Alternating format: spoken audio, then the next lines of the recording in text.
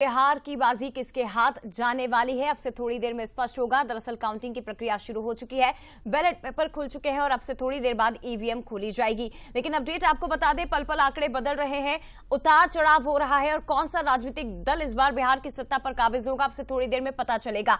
बिहार के दोनों deputy CM रुझानों में फिलहाल आगे चलते दिखाई दे रहे हैं। ये बड़ा अपडेट आपको दे रहे हैं। बिहार के दोनों डिप्टी सीएम शुरुआती रुझानों में आगे।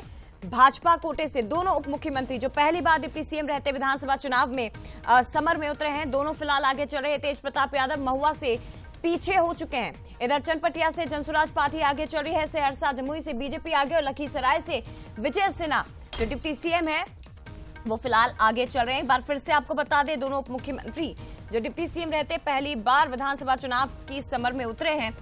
इससे पहले हालांकि भाजपा का कोई भी नेता बतौर उप मुख्यमंत्री रहते बिहार में विधानसभा का चुनाव नहीं लड़ा है। दोनों उप मुख्यमंत्री सम्राट चौधरी तारापुर से और विजय कुमार सिन्हा, जिन्हें आप स्क्रीन पर इस वक्त देख रहे थे, वो लखीसराय से चुनाव लड़ रहे हैं। हालांकि दोनों ही नेता पहले भी चुनाव लड़ते रहे हैं, लेकिन डिप्टी सीएम बनने के बाद ये पहला विधानसभा चुनाव उनका होगा। तो क्या लखीसराय से डिप्टी सीएम जीत पाएंगे? उनके सर पर जीत का सेहरा सजेगा या कांग्रेस के बल्ले बल्ले होगी? अब से थोड़ी देर बाद पता चल जाएगा। बिहार विधानसभा चुनाव काफी रोचक होते जा रहा है। नवादा से जेडीयू फिलहाल आगे चलती दिखाई दे रही है। लखीसराय से विजय सिन्हा, सहरसा से जमुई से बीजेपी लीड लेते दिखाई दे रही है। महुआ सीट पर क्या होगा? तेज प्रताप यादव की महुआ विधानसभा सीट, जहां वोटों की गिनती शुरू हो चुकी है। मुकाबला बेहद दिलचस्प और बेहद कड़ा है, क्योंकि जनशक्ति जनता दल के तेज प्रताप यादव और राजद के मुकेश रोशन आमने सामने हैं। तेज प्रताप यादव ने इस बार अपनी नई पार्टी बनाकर महुआ से फिर से किस्मत आजमाई है। मुकेश रोशन सीट बचाने की कोशिशों में इस बार जुटे हुए हैं। शुरुआती रुझान एनडीए 80 सीटों पर, महागठबंधन 40 सीटों पर फिलहाल आगे दिखाई दे रहा है। तो जो आंकड़े स्क्रीन के हैं वो बदलते दिखाई दे रहे हैं। हालांकि 80 से ज्यादा सीटें अब हो चुकी है एनडीए की, जो शुरुआती रुझान में फिलहाल अच्छा प्रदर्शन करती हुई दिखाई दे रही है एनडीए, और महागठबंधन 50 सीटों पर आगे बढ़ती शुरुआती रुझान में नजर आ रही है। थोड़ी देर बाद अब से ईवीएम खुलना भी शुरू हो जाएगा और उसके बाद तस्वीर धीरे धीरे साफ होने लगेगी। एआईएमआईएम भी इस बार चुनावी मैदान में है, तो क्या 2020 की तरह इस बार कड़ी टक्कर देती हुई फिर से नजर आ सकती है? इस पर भी आप नजरें बनाकर रखिएगा। लेकिन तेजस्वी यादव जो चैलेंजर की तरह इस बार नजर आ रहे हैं। 35 साल के तेजस्वी यादव पिता लालू की अस्वस्थता में उन्होंने पार्टी को संभाला है। 2020 में 75 सीटें जीतकर कमाल किया था आरजेडी की इस पार्टी ने। प्रशांत किशोर नई एंट्री है, 48 साल की उम्र है, रणनीतिकार से नेता बने हैं, नई जनसुराज पार्टी बनाई। सभी सीटों पर उन्होंने अपने प्रत्याशी उतारे हैं, तो सभी सीटों पर कितनी सीटों पर वो सेंध लगाने में कामयाब हो सकते हैं? नीतीश कुमार जो डिफेंडर की भूमिका में नजर आए, कई बार उनके ऊपर सवाल भी खड़े हुए, लेकिन सबसे बड़ी बात यह है कि नीतीश कुमार की एक अलग तरह की छवि है। महिलाओं के बीच में उनकी बहुत मजबूत मौजूदगी मानी जाती है। कोई एंटी इनकम्बेंसी का फैक्टर फिलहाल तो दिखाई नहीं दे रहा है। तो क्या ये एनडीए के पक्ष में जा सकता है? क्या ये जेडीयू को फायदा पहुंचा सकता है? और एक बात और इस पर आप ध्यान दीजिएगा, नीतीश कुमार जो पलटी खाओ नेता के तौर पर बिहार में जाने जाते हैं। हालांकि इस बार तो उन्होंने पक्का वादा किया है बीजेपी के साथ कि वो अब कोई दल नहीं बदलने वाले हैं, लेकिन अगर कुछ ऊंच नीच हुई तो क्या नीतीश कुमार बदल सकते हैं? क्या उन पर भरोसा किया जा सकता है? ये भी देखने वाली बात है। अलीनगर सीट से मैथिली ठाकुर फिलहाल आगे चलती हुई दिखाई दे रही हैं शुरुआती रुझानों में।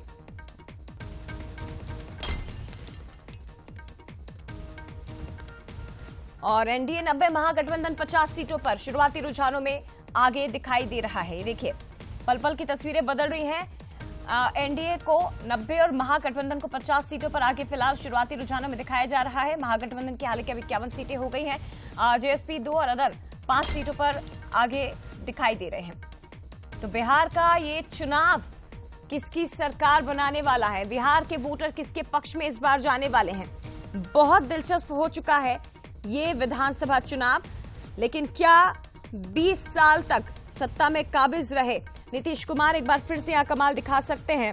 क्योंकि देखिए बिहार में जो वोटर हैं वो वोट देने से पहले अपनी जातीय फायदे नुकसान का भी आकलन हमेशा ही करते हैं। तो क्या इस बार वोटर टर्नआउट आपको दिखाई दे सकता है? और देखिए भारत में सबसे बड़ी बात यह है कि जो आज गरीब हैं वो 10,000 रुपए की उपयोगिता और ताकत को बहुत जल्दी समझते भी हैं। तो बिहार आपने देखा होगा जहां 10,000 रुपए महिलाओं के अकाउंट में डाले गए हैं, गली मोहल्लों में, गांव-गांव में प्रधानमंत्री से मिले इन 10,000 रुपयों की चर्चा काफी सुनाई दी है।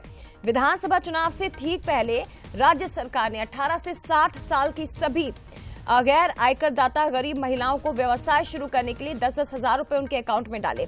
6 और 11 नवंबर को यदि नीतीश के नेतृत्व में ये देखिए जो पहले और दूसरे चरण के चुनाव संपन्न हुए हैं, अगर वो नतीजे बीजेपी के फेवर में जाते हैं, नीतीश कुमार के फेवर में जाते हैं, तो ये जो वोटर टर्नआउट होगा, खासतौर पर महिलाएं ये मुश्किलें पैदा कर सकती हैं तेजस्वी यादव और महागठबंधन के लिए। बिहार चुनाव में हालांकि कैश वितरण से बड़ा कोई भी मुद्दा आज नहीं सुनाई दिया, लेकिन आरजेडी कांग्रेस का महागठबंधन ऐसा भी नहीं माना जा सकता कि यहां पर कमजोर दिखाई दे रहा हो। लेकिन देखिए 2025 का ये जो चुनाव है, 20 साल पुरानी हकीकतों की चर्चा, एनडीए जंगल राज के नारे को हालांकि मजबूत चुनावी हथियार बीजेपी और एनडीए इस बार बनाता हुआ नजर आ रहा है। इसके जवाब में महागठबंधन के जो आंसर है वो युवाओं का पलायन बहुत जोर शोर से उठाया गया, आजीविका के घटते साधन जैसे गंभीर मुद्दे उठाए गए और इन सबके बीच नजरें आप स्क्रीन पर भी जमा कर रखिएगा। बिहार के दोनों डिप्टी सीएम रुझानों में फिलहाल आगे चलते दिखाई दे रहे हैं।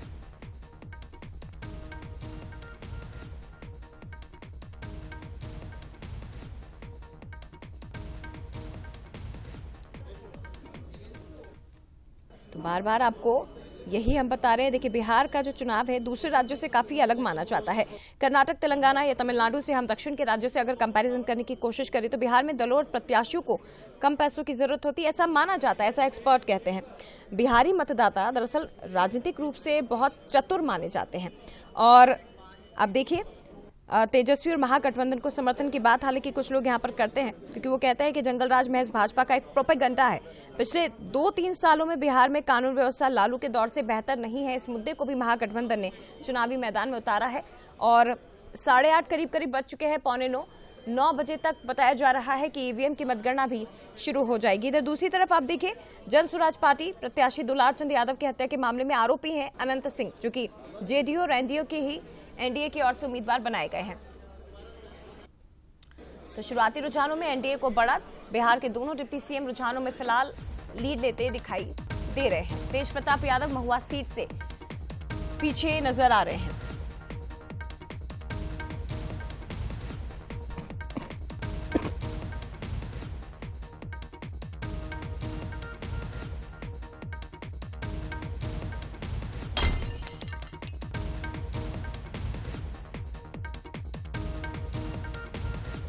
और एनडीए 100 सीटों पर आगे चल रही है।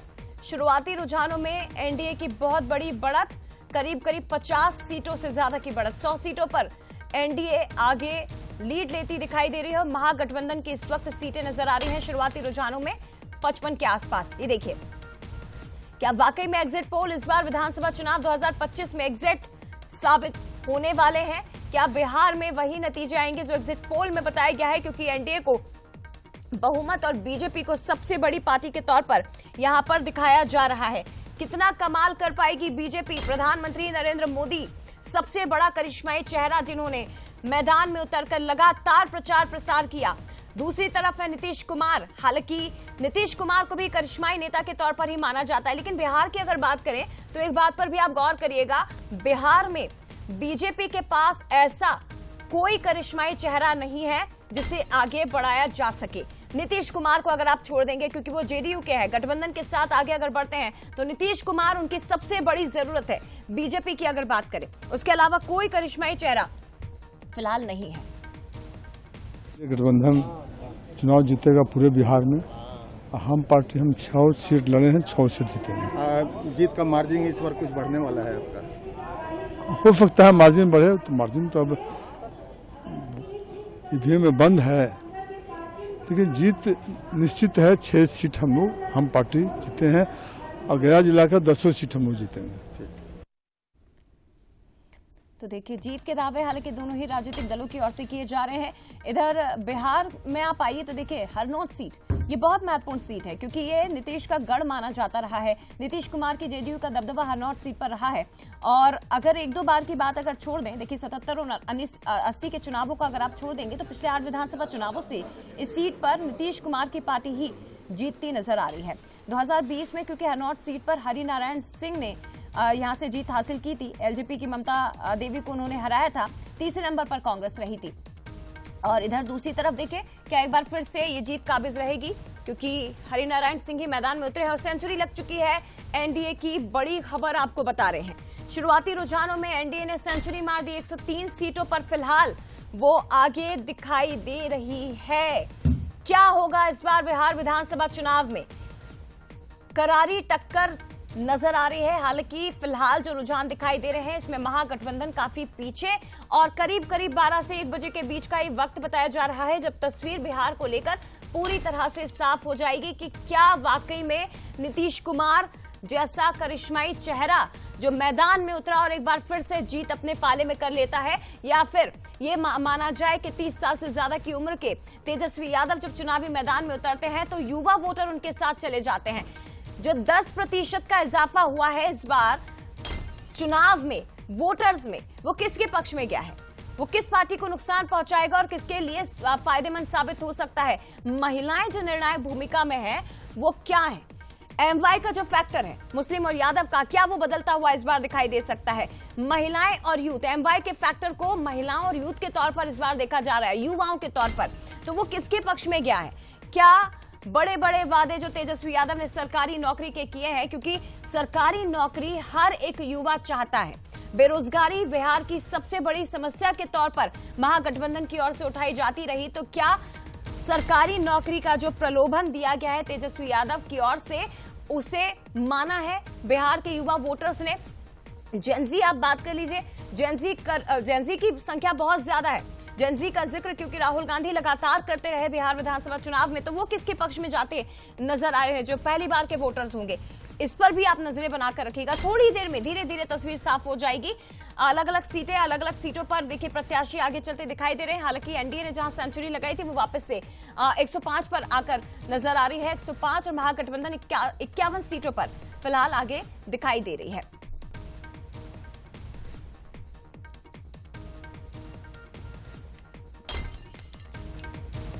आज जो परिणाम आएगा वो बिहार के लिए ही नहीं देश के लिए बड़ा शुभ होगा और 21वीं सदी के भारत की मजबूत नींव बनाने में डबल इंजन की सरकार प्रधानमंत्री मुख्यमंत्री जी के द्वारा जो तैयार किया गया है, हर बिहारी गौरवान्वित होगा और वो विकसित बिहार का मजबूत इमारत खड़ा होगा। मजबूत इमारत खड़ा होगा, विजय कुमार सिन्हा की ओर से दावा किया जा रहा है। लेकिन नजरें देखिए आप बनाकर रखिएगा। एक प्रतापपुर सीट, एक महुआ विधानसभा सीट, राघोपुर सीट और इसके साथ ही अलीनगर, ये बहुत महत्वपूर्ण सीट है। अलीनगर से मैथिली ठाकुर जो फिलहाल आगे चलती नजर आ रही है। आज ऐलान होगा कि यहाँ पर किसकी सरकार बनेगी, लेकिन देखिए सबसे ज्यादा नजरें दरभंगा की इसी अलीनगर सीट पर लोगों की टिकी हुई है।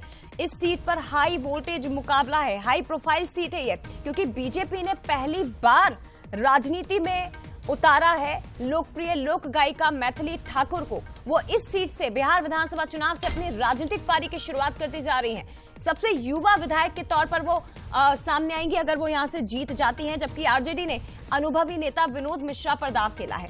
एक तरफ बिना एक्सपीरियंस के उतरी है एक युवा मैथिली ठाकुर के रूप में और दूसरी तरफ है आरजेडी के अनुभव नेता विनोद मिश्रा। नतीजे तय करेंगे कि जनता युवा सोच को चुनती है या फिर राजनीतिक अनुभव को यहां से प्राथमिकता दी जाती है। लेकिन यहां पर भी बनाकर रखिएगा नजरें, बहुत दिलचस्प अलीनगर की सीट आपको इस बार नजर आएगी। सबसे ज्यादा सुर्खियां बटोरी है सीट ने। फिलहाल अपडेट आपको एक बार फिर से दे देते हैं कि एनडीए 105 सीटों पर और महागठबंधन 51 सीटों पर शुरुआती रुझानों में नजर आ रहा है।